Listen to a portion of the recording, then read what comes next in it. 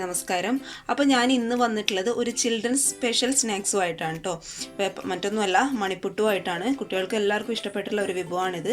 പ്രത്യേകിച്ച് മധുരം ആയതുകൊണ്ട് നമുക്ക് എല്ലാവർക്കും ഇഷ്ടപ്പെടുന്ന ഒരു റെസിപ്പിയാണിത്. അപ്പോൾ നിങ്ങളെല്ലാവരും ട്രൈ ചെയ്ത് നോക്കുക. ട്രൈ ചെയ്ത് നോക്കിയിട്ട് അഭിപ്രായങ്ങളൊക്കെ അറിയിക്കുക കേട്ടോ. എളുപ്പമാണ് ഉണ്ടാക്കാനായിട്ട്. നമ്മൾ പുട്ട് ചെയ്യുന്ന ആ ഒരു രീതിയിൽ തന്നെ ചെയ്ത് കൊടുത്താൽ മതി. പിന്നെ തേങ്ങാപ്പാൽ എടുക്കുന്ന ആ ഒരു വിഷമം മാത്രമേ ഉള്ളൂ. അപ്പോൾ നിങ്ങളെല്ലാവരും ട്രൈ ചെയ്ത് നോക്കുക കേട്ടോ. അപ്പോഴെന്താ, നമുക്ക് പെട്ടെന്ന് തന്നെ വീഡിയോയിലോട്ട് കിടക്കാം. അപ്പോൾ ഈ ഒരു പുട്ട് റെഡിയാക്കാനായിട്ട് നമുക്ക് ആദ്യം വേണ്ടത് അരിപ്പൊടിയാണ്. ഈ ഒരു ഗ്ലാസ്സിൽ നിറയെ ഞാൻ അരിപ്പൊടി എടുത്തിട്ടുണ്ട് കേട്ടോ. നിങ്ങളുടെ കയ്യിൽ പുട്ടുപൊടിയാണെങ്കിൽ അതെടുക്കുക, എന്തായാലും കുഴപ്പമില്ല. അതുപോലെ സെയിം ഗ്ലാസ്സിൽ നല്ല തിളച്ചുകൊണ്ടിരിക്കുന്ന വെള്ളം ഒരു അര ഗ്ലാസ് എടുത്തിട്ടുണ്ട്. അതുപോലെ ഒരു 3 ടേബിൾ സ്പൂൺ തേങ്ങാപ്പാൽ എടുത്തിട്ടുണ്ട്. അതുപോലെ ഈ പുട്ടിന് ആവശ്യമായിട്ടുള്ള തേങ്ങ എടുത്തിട്ടുണ്ട്. പിന്നെ ഒരു 3 ടേബിൾ സ്പൂൺ പഞ്ചസാര എടുത്തിട്ടുണ്ട്. അപ്പോൾ ഇതൊക്കെയാണ് മെയിൻ ഇൻഗ്രീഡിയൻസ്. അപ്പോൾ നമുക്ക് പെട്ടെന്ന് തന്നെ എങ്ങനെയാണ് ഇത് റെഡിയാക്കുന്നത് നോക്കിയിട്ട് വരാം.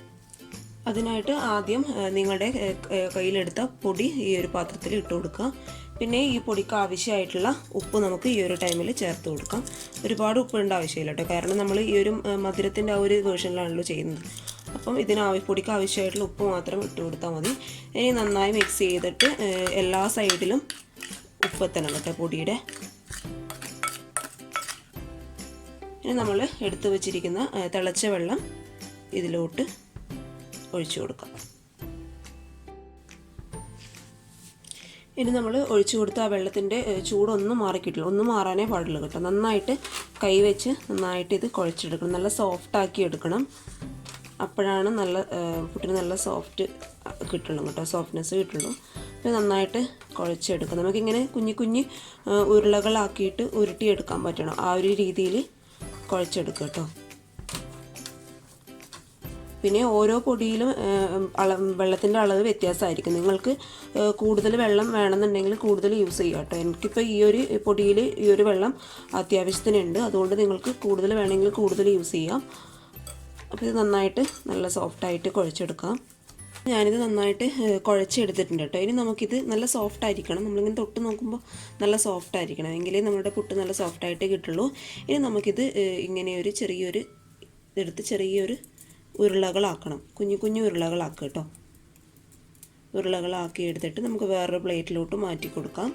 അതുപോലെ വേറൊരു പീസ് എടുക്കുക. അതുപോലെ നന്നായിട്ട് ഉരുട്ടി കണ്ടോ, ഇങ്ങനെ ചെറിയ ചെറിയ ഉരുളകളാക്കി ഒരു പ്ലേറ്റിലോട്ട് ഇട്ട് കൊടുക്കുക. മാക്സിമം ചെറുതാക്കി എടുക്കാൻ നോക്കുക കേട്ടോ. അപ്പോഴാണ് നമ്മുടെ പാല് ശരിക്കും ഈ ഉരുളകളിലോട്ട് കോട്ടായി കിട്ടുള്ളൂ നമുക്ക്. അതുകൊണ്ട് ചെറുതായിട്ട് ഉരുട്ടാൻ ശ്രദ്ധിക്കുക. അപ്പോൾ ഞാനിത് ഈ മാവ് കംപ്ലീറ്റ് ആയിട്ട് ഇങ്ങനെ ചെറിയ ഉരുളകളാക്കിയിട്ട് ഉരുട്ടിയിട്ട് പെട്ടെന്ന് വരാം. ഇത് കംപ്ലീറ്റ് ആയിട്ട് ചെറിയ ഉരുളകളാക്കി ഉരുട്ടി എടുത്തിട്ടുണ്ട്. ഇതുപോലെ നിങ്ങൾ ട്രൈ ചെയ്ത് നോക്കുക കേട്ടോ. മാക്സിമം ചെറിയ ഉരുളകളാക്കിയിട്ട് ഉരുട്ടിയെടുക്കാൻ നോക്കുക. ഇനി നമുക്കത് ഒരു പുട്ടുകുറ്റിയിലോട്ട് നിറച്ച് കൊടുക്കണം. നമുക്ക് ആദ്യം നമ്മൾ എടുത്തു വെച്ചിരിക്കുന്ന തേങ്ങ ഈ പുട്ടുകുറ്റിയിലോട്ട് ഇടുക. ശേഷം നമ്മൾ എടുത്തു വെച്ചിരിക്കുന്ന ഈ ഉരുളകൾ പരസ്പരം കയ്യിൽ ഒട്ടാതെ ഇട്ട് കൊടുക്കുക കേട്ടോ.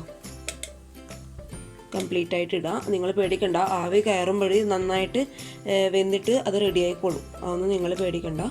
ഇങ്ങനെ മാറി ഇട്ട് കൊടുക്കും കേട്ടോ. കുറച്ച് തേങ്ങ ഇടുക. പിന്നെ നമ്മൾ ഉരുട്ടി വെച്ചിരിക്കുന്ന ഉരുളകൾ, കുഞ്ഞു കുഞ്ഞു ഉരുളകൾ ഇട്ട് കൊടുക്കുക.